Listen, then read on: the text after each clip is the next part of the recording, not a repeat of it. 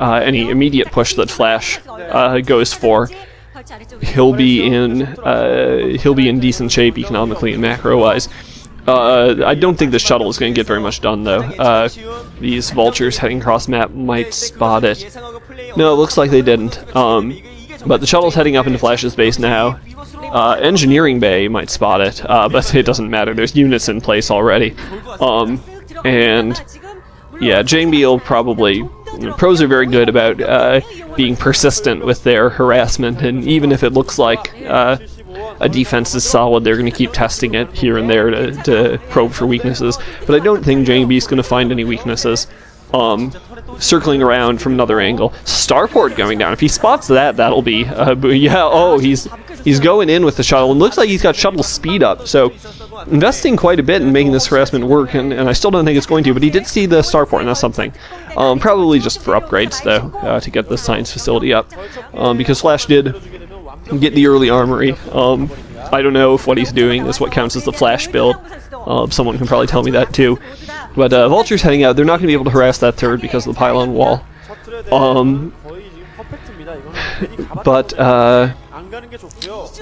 At any rate, FlaSh is going to need to do something, push out or take a third, well, push out and take a third, or push all the way to Jangbi to stay in this game. Oh, that shuttle living on the edge almost goes down. To those Marines. Decent-sized force pushing out for FlaSh. Not enough, I don't think, to inflict any sort of catastrophic damage, but yeah, he's going to just pick up his third, putting down that command center to float over to the 10 o'clock position, I guess it is.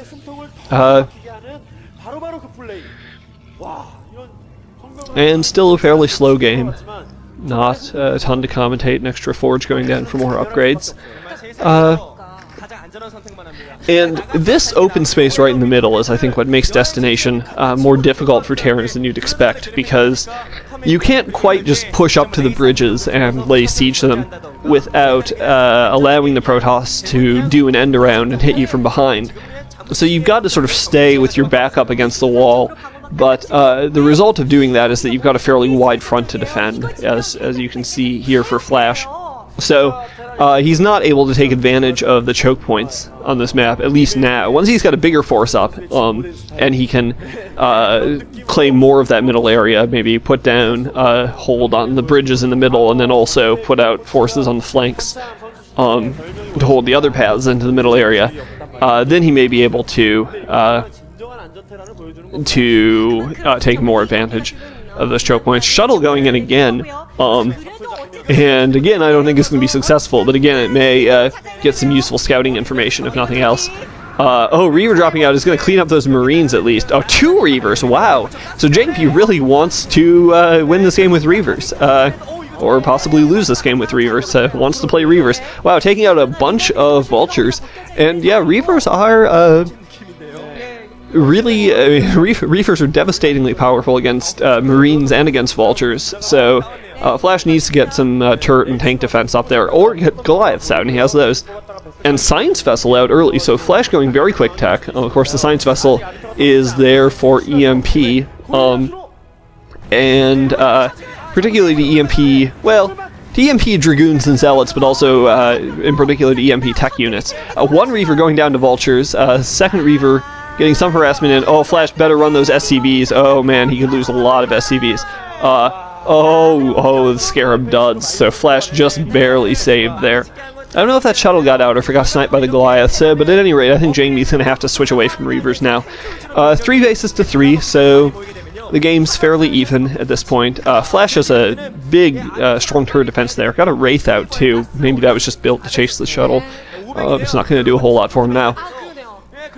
But, Stargate's going down for Jangbi. 2 Stargates, and could be for Arbiters, because he's got 3 gas and going to have a 4th when he takes that base.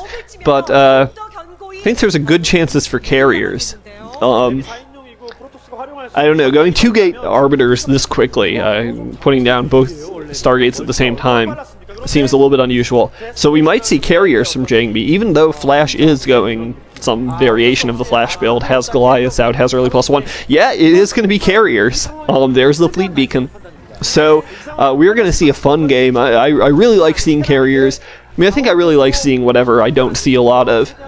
Because carriers got boring for a little while, maybe a year ago, when Stork was on his 2-base carrier kick. And winning some games with it, and then FlaSh came around and shut that down, and then no one went carriers at all, basically, at least in PvT for a while.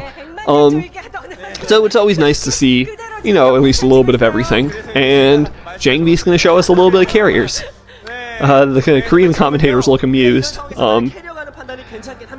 I don't know, big ground force for Jangbi, so it's always possible that he could at least score a big enough punch before the carriers even go into action. Third Stargate going down, so Jangbi really committing to carriers, but he could score a big punch with this ground force. On the other hand, he could throw it away and be in a fairly desperate position when the carriers come out and have to use them for defense. FlaSh is sending a little force around the side, and Jangbi's army is moving across the middle. Jangbi might go for an attack now that FlaSh's forces are split. I'm not sure if FlaSh has enough here to hold it off. That's a huge force that Jangbi has, tons and tons of zealots. Oh, and FlaSh is claiming a 4th base.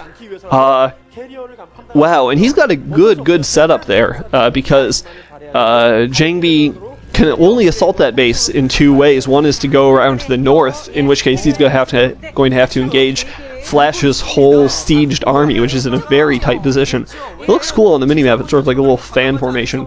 Or he can go around from the south, but then he's going to have to come up a ramp and be subject to tank fire on that very, very narrow approach and take a lot of damage.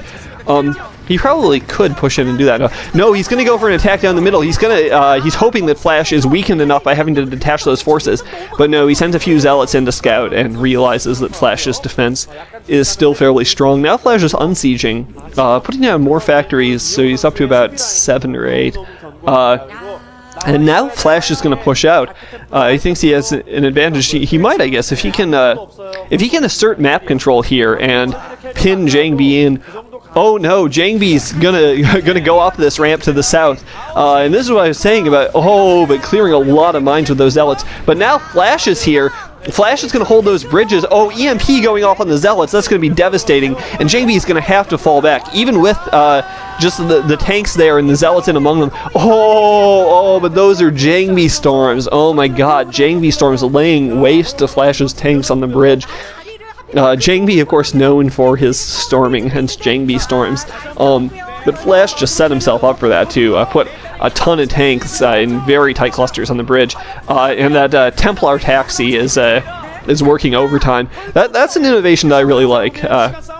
Keeping Templars in a shuttle and moving them around that way. Now, 4 Stargates for Jangbi. He's going to have to show his hand and bring those carriers out, because FlaSh has won a decisive battle at the bridge. Not overwhelmingly, but he still has enough of a force to push in and threaten this 4th of Jangbi's. And I don't think Jangbi has the ground forces to hold it off, so he's going to have to bring out the carriers. FlaSh is not scouted, it doesn't look like. He has Goliaths out, but not many more than he had beforehand, anyway. Jangbi's overextended himself, I think, a little bit. He's put down 2 more bases, so he's built 6 bases, plus gone for carriers out of 4 Stargates. And I think that's made him just unable to sustain his ground army. More Goliaths out now, though. FlaSh might have gotten an inkling of what was coming up. And those Goliaths are forcing the carriers back. Only